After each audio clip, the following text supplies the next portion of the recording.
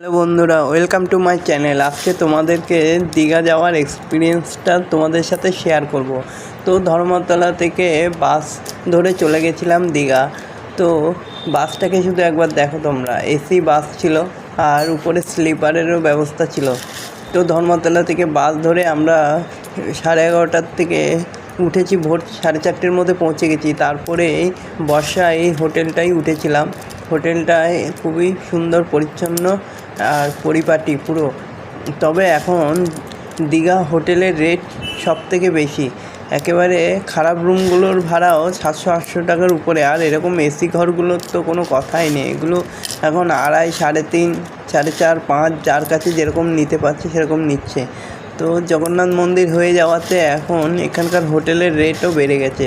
তো সকালে এরকমই ঢেউ ছিল। তো আমরা ওয়ান নাইট